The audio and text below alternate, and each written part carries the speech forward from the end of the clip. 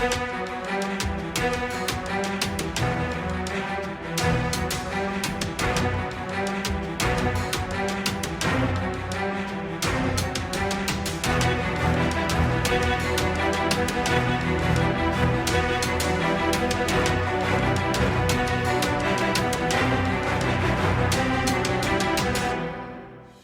अनेक वर्षापासून चिपळूण तालुक्यातील चिवेली ग्रामपंचायत राष्ट्रीय पेयजल योजना गाजते नेमकं काय आलं तर भ्रष्टाचार झाला. तर भ्रष्टाचार नेमकं काय झालं जाणून घेतो. आपले ग्रामस्थ काय सांगाल की आमच्या चिवेली गावामध्ये राष्ट्रीय पेयजल योजनेमध्ये म्हणजे खूप मोठ्या प्रमाणात भ्रष्टाचार झालेला आहे.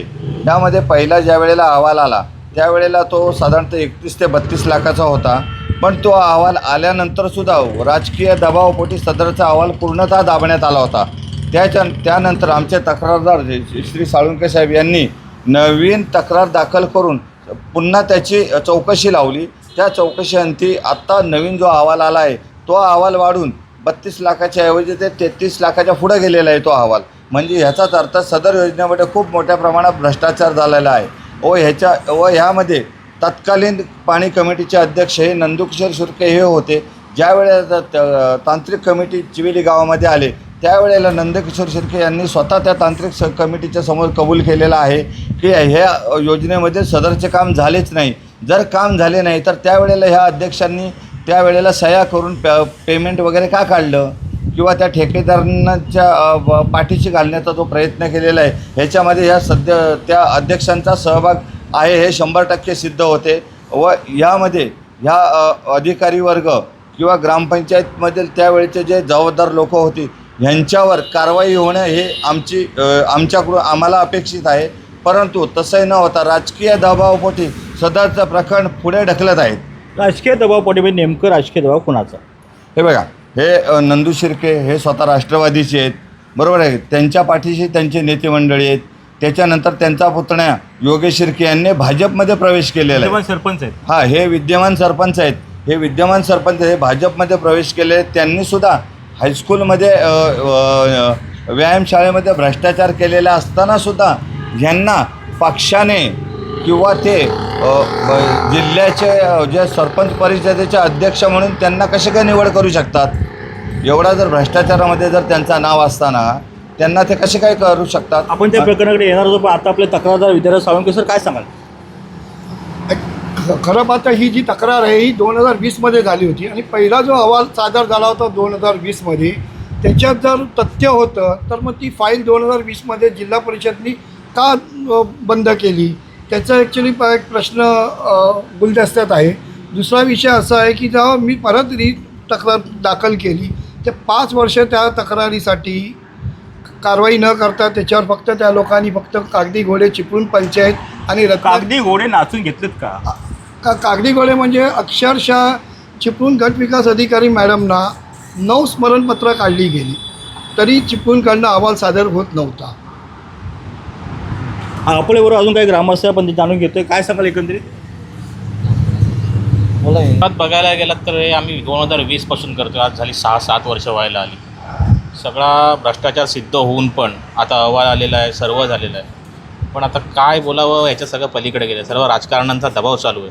नेमका राजकारण दबाव म्हणजे नेमका कोणाचा दबाव चालू आहे काय सांगा? प्रत्येकजण आपापल्या पक्षाकडनं दबाव टाकतं. अधिकाऱ्यांवर दबाव येत आहेत, कारवाई करू नका, सर्व होतं आहे. अधिकाऱ्यांनी आम्हाला अहवाल देताना खूप टाळाटाळ केली, त्यांना वरनं दबाव होता. पण शेवटी कायद्यापुढे काहीच नसतं. तेव्हा त्यांना आम्हाला अहवाल द्यावा लागला. तर अहवाल आता आलेला आहे, 33 लाखाचा अहवाल आलेला आहे. आता आमचं एवढी सरकारकडे मागणी आहे की लवकरात लवकर यांच्यावर गुन्हे दाखल करून पूर्ण व्याजासहित सगळी वसुली झाली पाहिजे. एकंदरीत त्याच्यावरती सचिव जे आहेत त्या सचिवनी सुद्धा ते मान्य केलं असं समजते. काय सांगा? सचिवनी स्वतः कबूल केलं आहे की याच्यात भ्रष्टाचार झालेला आहे. आणि तो म्हणतो एवढं जर मी जर सर कबूल करत असेल तर तुम्ही गुन्हा दाखल का नाही करत किंवा तुम्ही पुढं का नाही वाढवत? अध्यक्षांनी पण स्वतः कबूल केलं आहे त्या मिटिंगला. जेव्हा वरनं अधिकारी आले ना ते अधिकारी आम्हाला काय म्हटले की आम्ही जर न पूर्ण असेल 13 जण नसतील तर आम्ही अहवाल तुमचा होणार नाही.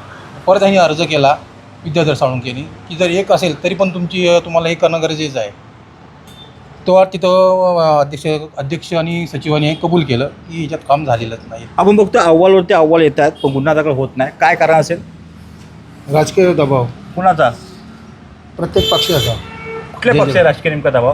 प्रत्येक पक्ष राजकीय दबाव, नेमकं कुठल्या पक्ष राजकीय दबाव काय सांगा? आता राष्ट्रवादीचा असेल त्याच्यावर दबाव, म्हणजे त्यामुळं होत असेल हा सर्व. किंवा काय भाजपचा. एखादी काय नेमकी मागणी आहे की बा आता अहवाल आलेला आहे, काय नेमकी मागणी आहे? गुन्हे दाखल होऊन व्याजासहित वसुली व्हावी बस. काय सांगाल एकंदरीत काका, काय नेमकं म्हणणं आहे तुमचं? अजून कोण बोलणार? योजना 2020 पासून या योजनेचा सगळा भ्रष्टाचाराचा कारभार सुरू आहे.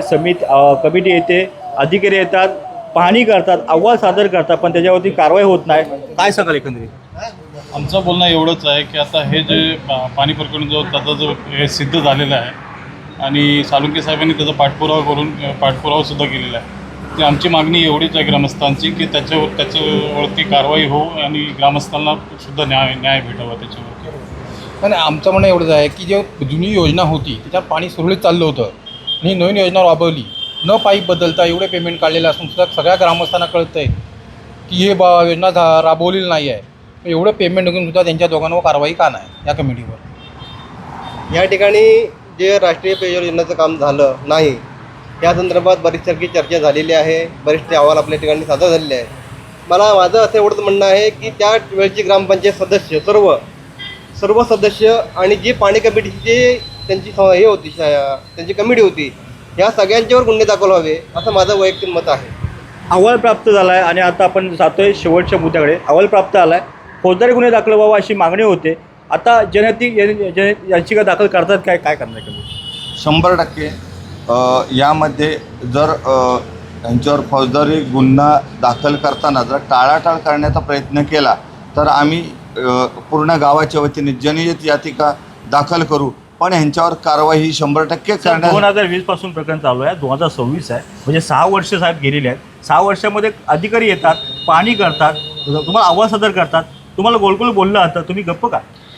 साहेब काय झालेलं आहे बघा, हे सर्व लोक प्रत्येकाने आपला कामधंदा इथे सांभाळून काम करतोय आणि काय होतं, ज्या वेळेला ग्रामसभा वगैरे असते त्यावेळेला आमची लोक तिथं जर काही गेली तर तिथं मेजॉरिटीने इथं आमच्या लोकांना म्हणजे दबाव आणून सदरचं प्रकरण दाबण्याचा प्रयत्न करतात. कोणत्याही विषयाला हातभार म्हणजे विषय घ्यायचा म्हटलं तर हे टाळाटाळ करतात ही लोक. आता तुम्ही गप्प बसणार? नाही, याच्यापुढे आम्ही आता अहवाल आमच्याकडे आलेला आहे.